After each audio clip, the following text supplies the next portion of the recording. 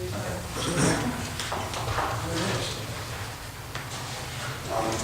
want to like, continue our facility to talk about the part of the same issue, but I didn't make a copy of my request, but I'm basically asking for.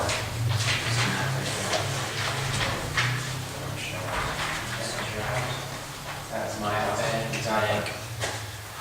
So what I'm asking for, the current ordinance states no parking from here down to Margaret's Avenue. Okay. I'm asking that to be extended from there up to this telephone pole right here.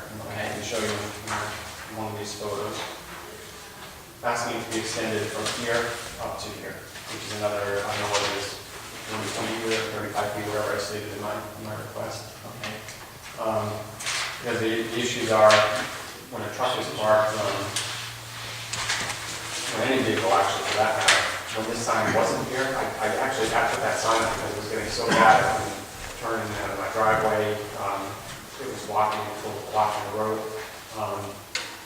But when someone's parked, it was just difficult to get in my driveway with additional noise, with with trucks and car doors slamming and everything else. And I understand you downtown that it's part of the sort of hustle bustle downtown, but that's where sort of residential begins, and there shouldn't be trucks on there as well. There's this part of Green Lane is only about 17 or 18 feet wide from where the road begins on this side to where it ends on this side.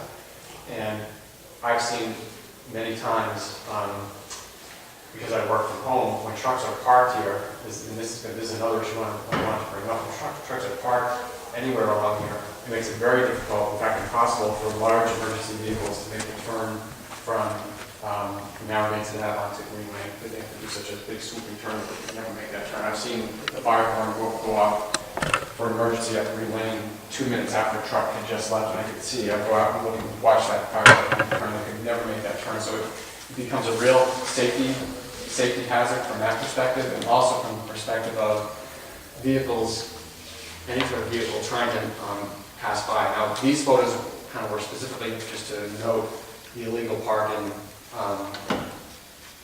anywhere along here, whether it be next to the bank or next to the cafe, or even when there were no parking signs here, no parking sign here, no along there. As you can see, I tried to take pictures when vehicles were passing by. You can see how tight it is just for a regular car. And when those trucks are further down right next to the cafe, someone coming onto Green Lane or from Green Lane onto Narragansett Avenue, it's very difficult to see not only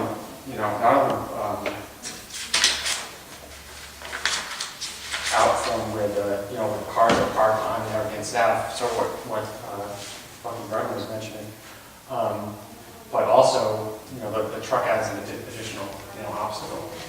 This is parallel to what everybody's out. Exactly, it's exactly, and I think there's the same width roads also.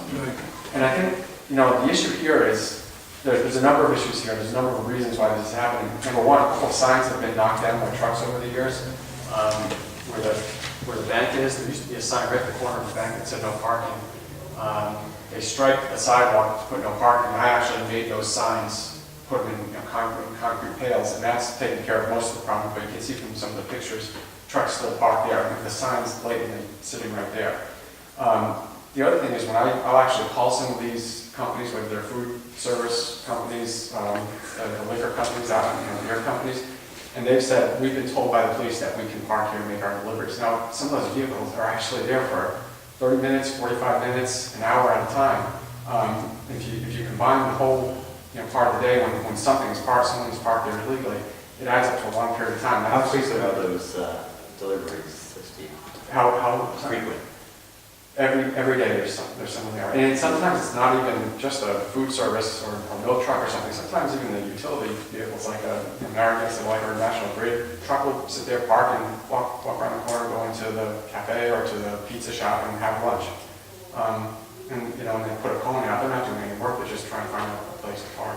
So it's a real safety issue. And I think it's one, it's not being enforced. And number two, that some signs are missing that were previously there. There used to be a sign in the sidewalk right next to the cafe.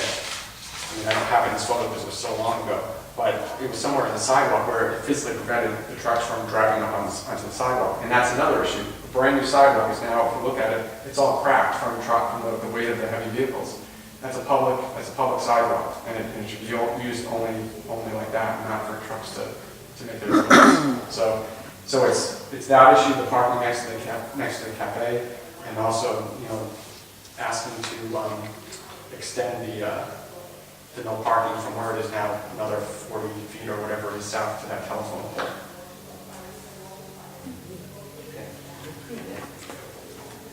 Okay, well, thank you, Mr. Mecca. Appreciate it. Does anybody have any other questions?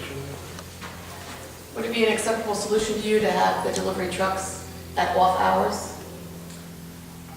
You mean making... The trucks have to deliver. They have to deliver, but it should be done in a place where it's safe to do so, and so it's not obstructing anything. And whether that's during hours, during the daytime, or not, it doesn't make a difference. You can't predict when. Well, it does. It's less busy at off But hours. you can't predict when there's going to be an emergency. They're clearly obstructing the road. Even if they're parked, they're half up on the sidewalk. An emergency vehicle could never make it by there. What would you consider off hours?